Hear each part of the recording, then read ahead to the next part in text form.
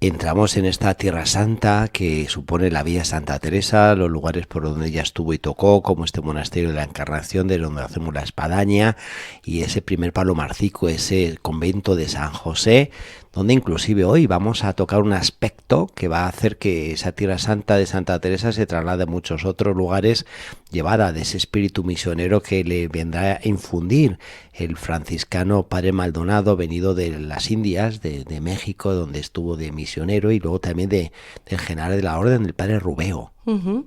En un momento muy importante, ¿no? Porque como hemos ido viendo en los programas anteriores, se está fraguando toda la reforma y todas las fundaciones de la santa, ¿no? Todo su pensamiento y toda su espiritualidad. Como veíamos en el programa anterior y comentábamos al final, pues la santa empezó a tener cada vez menos gracias místicas exteriores, ¿no? Menos arrobamientos de este tipo, y poco a poco su vida empezó a entrar en un momento de más suavidad en su relación con el Señor y de cara a los demás, ¿no? Estos arrobamientos, todas estas gracias místicas que explicábamos, que no son el culmen de la vida con el Señor, sino un paso más, lo que sí que nos cuenta la Santa, y es muy interesante resaltar aquí, es lo que producen, lo que dejan en el alma, es decir, estos encuentros con el Señor, estas gracias místicas que ella tenía. Y es muy interesante, voy a leer un pequeño fragmento en el que ella misma nos lo cuenta y vamos a ir analizándolo. Sí. Dice así: aquí no solo las telarañas ve del alma y las faltas grandes, sino un pobrito que haya, aquí se gana la verdadera humildad, para que se le dar nada de decir bienes de sí, ni que lo digan otros. El alma, como vemos, tal y como nos dice la Santa, queda enriquecida, es decir, empieza a ir en ese camino hondo y profundo del conocimiento de sí. Esa es la mayor gracia que recibe, ¿no?, en vida, el irse viendo a sí misma, y por tanto ve todas las telarañas de todas sus faltas y de todas las cosas que realmente necesita liberarse y necesita iluminarse por el Señor. Todo este camino del conocimiento de sí, que conduce a la verdadera humildad, sabemos, ¿no?, esta humildad entendida como estar en verdad, pues está en este mismo proceso, ¿no?, dentro del camino del conocimiento de uno mismo. Todo esto Sí. se manifiesta también de cara a los demás. Cómo se vio en la Santa, qué es lo que pudieron apreciar pues las personas que vivían con ella, sus hermanas, los padres que estaban allí alrededor del convento de San José. Pues el primero es que esto le producía a la Santa un trato con los demás de extrema suavidad, ¿no? Quizás la palabra esta y esta característica de suavidad es algo que define mucho a la Santa. Y yo creo que muchas veces esto tampoco se dice mucho de ella. No es No, una de las cosas, sí. ¿no? Siempre No se sé habla por qué de a ella. veces se ha forjado efectivamente una imagen de Santa Teresa como una mujer, pues de un carácter, de una forma de ser un tanto estricta, ¿no? Pero claro, ella era recta y firme en muchas cosas, pero era suave. Es que una Sí, cosa no quita sí. la otra. Y así, por ejemplo, nos lo cuenta la hermana Dorotea de la Cruz en estos días en el proceso de Valladolid. Decía, solo mirarle componía el espíritu y causaba un amor reverencial tan grande que junto con la suavidad con que a todas las hablaba, las metía en las entrañas. Sí, hay cantidad de testimonios de Santa Teresa, de todas las que la conocieron, que efectivamente dan este parecer. Basta recordar un librito que tenemos por aquí, que se llama Retablo de Carmelitas, donde transcribe todo lo que la comunidad de Carmelitas de la Encarnación quedó prendada de Santa Teresa. Sí, como dice aquí la hermana Dorotea de la Cruz, ¿no? Es que se les metía en las entrañas. ¿Entiendes que se le metían las entrañas? Pues que también le abrían las entrañas para que el Señor entrara en almas que luego entraron en la Reforma. Es decir, ella era un poco la que también abría las entrañas con esta suavidad. Sí. Muchas veces pensamos que son otras cosas como más exteriores, más fuertes, las que pueden provocar, ¿no?, cosas en los demás, y al final la suavidad es quizá una de las, podemos decir, de las Ujú. herramientas más poderosas que tenemos, ¿no?, como personas, ¿no? También hablan de otras cualidades, sobre todo de la humildad y del trato amigable. Esto se ve en que quería hacer pues todos los oficios, desde cocinar hasta estar en la portería, así nos dicen, ¿no? En el proceso de Ávila. Hacía el oficio de cocinera y de enfermera, barría y fregaba como las demás. Ujú. Es una madre fundadora, una mujer en este momento de vida espiritual tan, tan honda y tan profunda, pero que ella cogía la escoba y ale, a barrer y tan feliz. Se aplicaba a lo que bien le dijo a esa hermana que no le apetecía mucho el tema de cocina, que entre los pucheros anda el Señor. Así que tenemos aquí una Santa Teresa que se remangaba y se metía en esas labores de cocina, de limpieza, de claustros. Y que así llega a decir que todas tienen que hacer todo, Sí. que es todas las cosas bonitas de la Reforma. Todas tienen que hacer todo, todas tienen que pasar por todas, por todos los oficios dentro de la comunidad, ¿no? Y el magisterio, es decir, la manera de enseñar que tenía la santa, pues está referida fundamentalmente a la oración. Para eso había escrito ella el libro de vida y también el camino de perfección, Sí. para enseñarnos a orar, es decir, cómo el camino, cuál es, qué es lo que tenemos que hacer. Teresa como maestra, que sabemos que es, ¿no? Pues ella lo que es maestra de oración, porque ella considera que la oración es vida y en la vida nos va enseñando a ir poco a poco, ¿no? Una oración como si dijéramos con una vida pegada. Es decir, no es una oración abstracta, sino una oración que lleva a vivir de manera más plena, en donde vivir y orar van siempre juntos, como de la misma mano. La oración, dice ella, ¿no? Era proyectarse por Dios en la vida común, que es dejar que el Señor ilumine para poder seguir avanzando en la vida de la comunidad, en la vida de la sociedad, en la vida de la Iglesia, ¿no? Y las devociones para la santa pues son medios en el camino orantes, son medios, pero no fines. Sí. Es decir, tener devoción a determinado santo o a determinada santa o hacer este tipo de cosas, ¿no? Ella lo considera como esos medios, ¿no? Para poder seguir adelante. Y también tenía la santa en estos días, tal y como nos lo cuentan, pues un don especial para conocer a las personas. Lo vamos a ir viendo. Es decir, cómo ella empezaba a hablar con alguien y enseguida sabía cómo era esa persona. De manera que esto le va a servir mucho ahora en que empieza con todos los procesos de fundación, porque sabía si podía confiar o no en determinada persona, si era la persona adecuada para ello, y tenía una habilidad especial. Podemos decir que como una verdadera directora de recursos humanos de hoy en día. Y todavía con algo más, que es el Espíritu Santo en ella, no solamente ya la cualidad y el talento de recursos humanos, sino esa luminosidad que el Espíritu Santo le concedía como para poder entrever en las personas esos dones. Y ir poco a poco pues haciendo de las personas, o sea, de cada una de ellas lo mejor que podían ser, es decir, ayudándoles a ser las mejores personas posibles, las mejores cristianas posibles, ¿no? Enseñándoles a hacer vida y oración, ¿no? Voy a leer un pequeño textito también, ¿no? Que nos cuentan en los procesos, que también es muy interesante. Dice así: hacía quitar a las monjas que de nuevo venían del mundo a la religión todas o las más devociones vocales y dábalas puntos de meditación para que todo el día anduviesen y rumiasen en presencia del Señor y comenzaran así el diálogo amoroso en el fondo de su alma. Uh-huh. No devociones vanas, hijas, no tengáis devociones vanas, vacías, sino mirar, rumiar la palabra del Señor. Es decir, en definitiva, rumiar, que dice este texto ya antiguo, es nuestra meditación. Sí.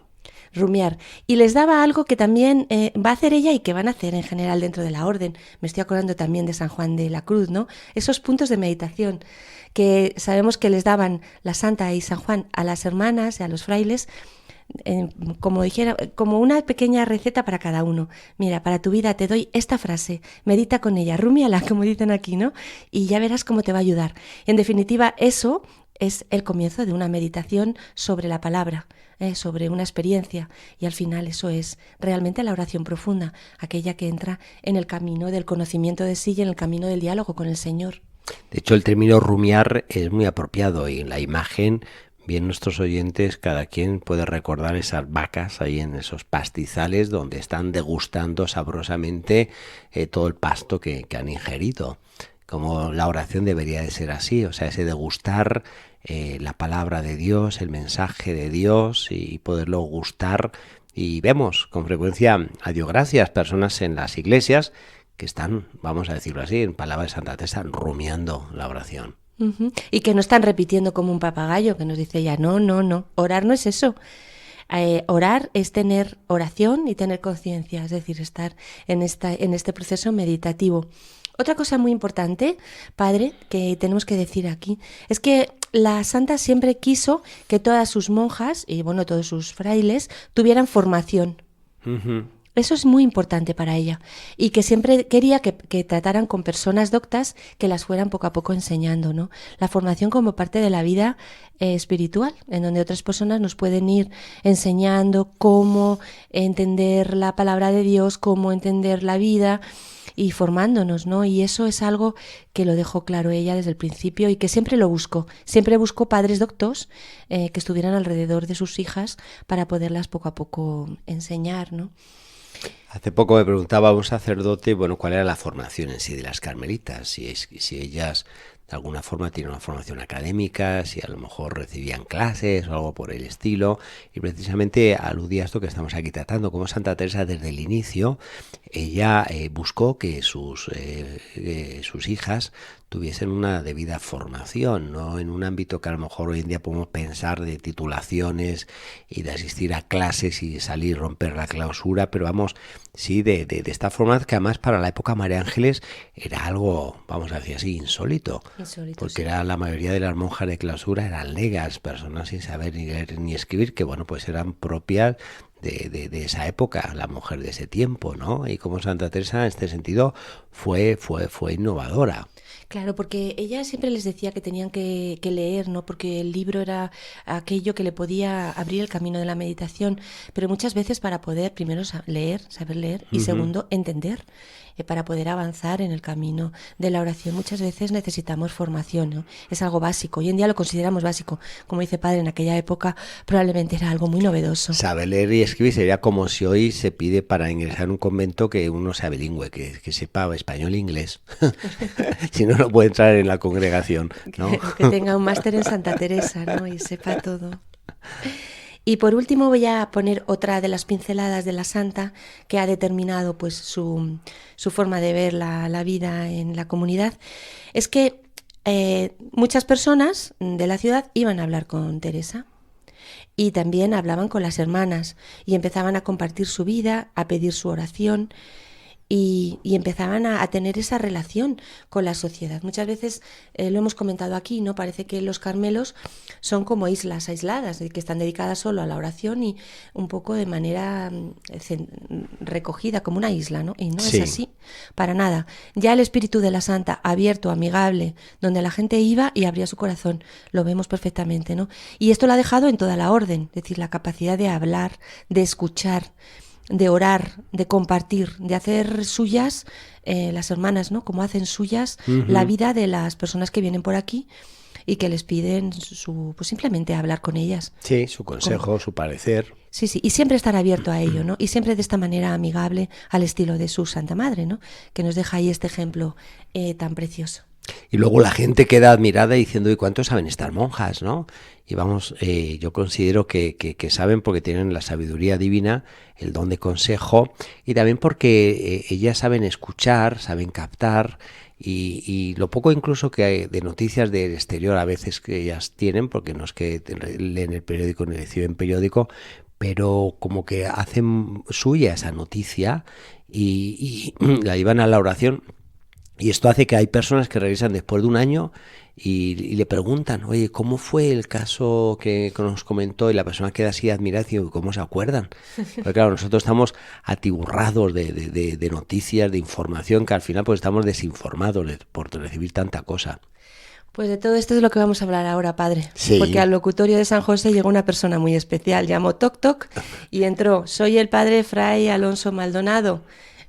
Pues tocamos ahora este aspecto que comentábamos al inicio de este espíritu misionero que impregnó esta visita al locutorio del padre Alonso Maldonado. Soy el padre Alonso Maldonado, soy misionero franciscano y vengo de California. Quiero hablar con ustedes, hermanas. Quiero hablar con la Madre Teresa de Jesús. Y entonces, pues en ese mes de agosto, perdón, del año 1566, pues aquí en el locutorio de San José, pues empezaron a hablar a la santa con este padre Fray Alonso Maldonado. Yo me pregunto, María Ángeles, ¿sabrían las carmelitas de esa época dónde quedaba California? Yo me imagino que sí, porque tenían hermanos, la santa tenía hermanos por toda América. Y estaban al día.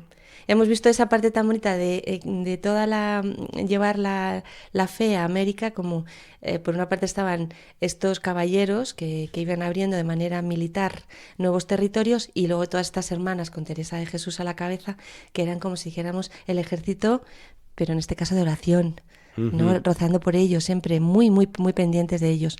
Entonces, el que viniera este padre, Alonso de Maldonado, y le contara a la santa todo lo que había allí en la misión, y todos los problemas que había con las almas, y todo lo que se hacía allí, y todas las barbaridades que también se hicieron, pues le hicieron una grandísima huella en el alma de la santa. Él había venido a España con una serie de cartas para el rey, exponiendo los problemas que tenían allí los misioneros. Y la santa, bueno, pues quedó impresionada. Así nos lo cuenta en el libro de Fundaciones, en el capítulo 1.7. Dice así: quedé tan lastimada de la perdición de tantas almas que no cabía en mí.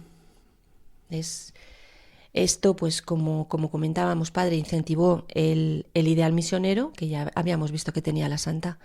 Es decir, el orar por la Iglesia y por todas las acciones que se llevaban, y en este caso también pues por todos aquellos seres que vivían en la otra parte del mundo, que veían que muchas veces eran vejados o tratados de manera discriminatoria, y sobre todo que tenían el derecho también de enterarse, ¿no? Un poco de qué era el cristianismo y la nueva buena que se le llevaba con la misión, ¿no?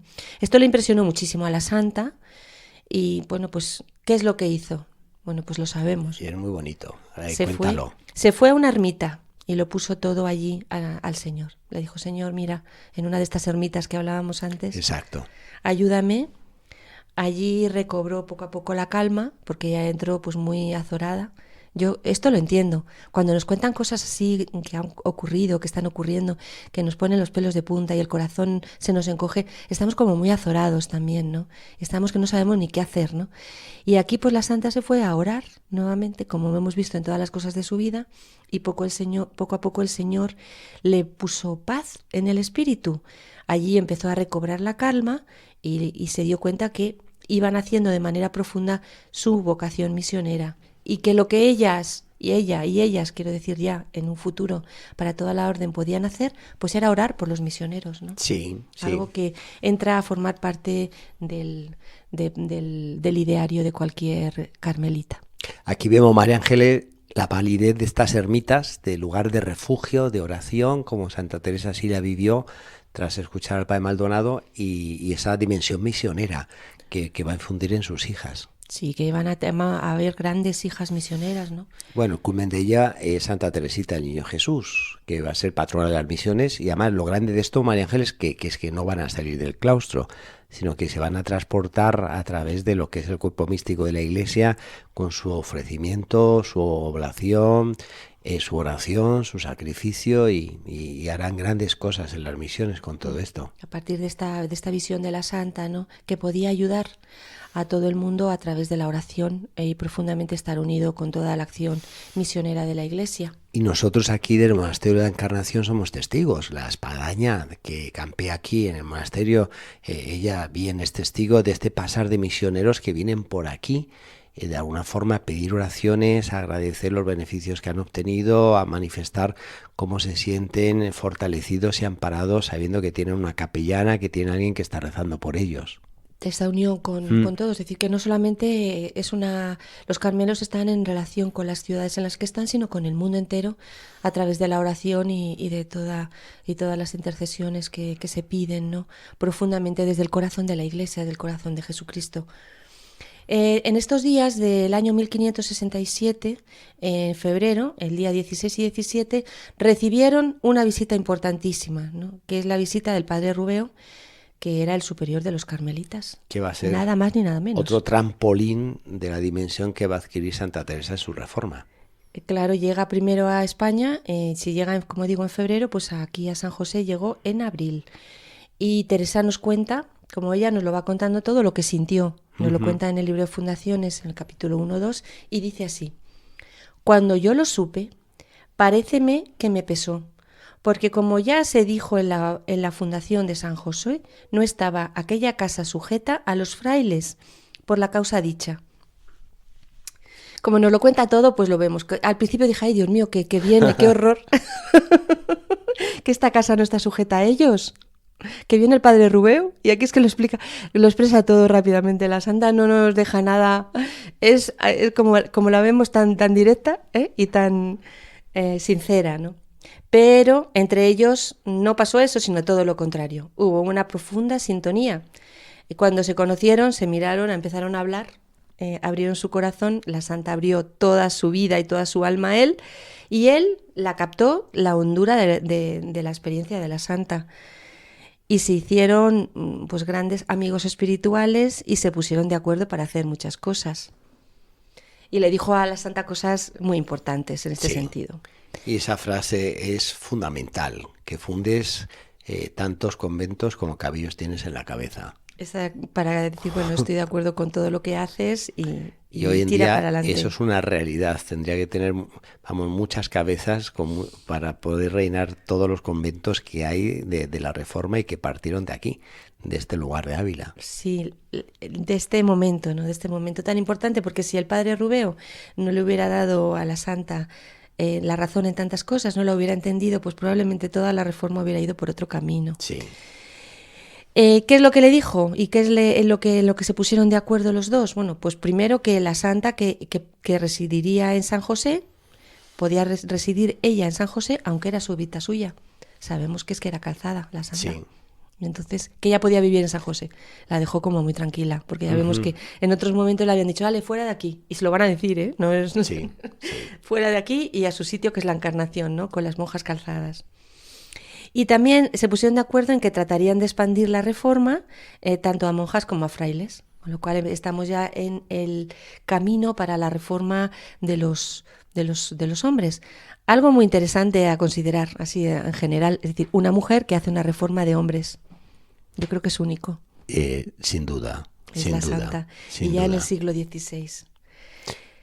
Pues muy bien, María Ángeles. El padre Rubeo yo creo que nos va a dejar para quizás algún programa de la espadaña en esta sección de vida y obra de Santa Teresa. Vamos a seguir viendo un poco todo, es decir, cómo él con qué se impresionó tanto con las monjas de San José, porque al final la madre Teresa le contó muchas cosas y a él le abrió su alma, pero es que al verlo hecho realidad en el convento de San José, ver estas hermanas cómo vivían, la pobreza, la humildad, la alegría, la dulzura, todo, fue lo que le convenció completamente para decirle esto de los cabellos a la santa. Es decir, funde, porque al final no es solo lo que decimos, sino lo que hacemos, ¿no? Y entonces él lo vio confirmado, como vamos a ir viendo en el programas sucesivos. Pues muchas gracias, María Ángeles. Pues un saludo para todos y que la gente le seguimos animando a leer a la santa, en este caso con el libro de las fundaciones, en los primeros capítulos. Muy bien, pues hasta la próxima, si Dios quiere. Llegamos al final de nuestra espadaña, una espadaña que hoy nos ha sacado de nuestros ámbitos y nos ha trasladado a lugares como la Tierra Santa y también a lugares de misiones, de alguna forma, con este impulso misionero que Santa Teresa ya bien sintió. Así que pongámonos en esa dimensión de poder llegar a tantos lugares que nos esperan, que nos aguardan, aunque sea solo a través de nuestra oración y sacrificio, si es que no tenemos la capacidad de poder llegar por vocación a esa presencia. Así que pues nos despedimos desde la espadaña con este espíritu y en esta mira de la Tierra Santa y de la Tierra de Misiones, y hasta el próximo viernes, Dios mediante, les esperamos en la espadaña aquí en Radio María.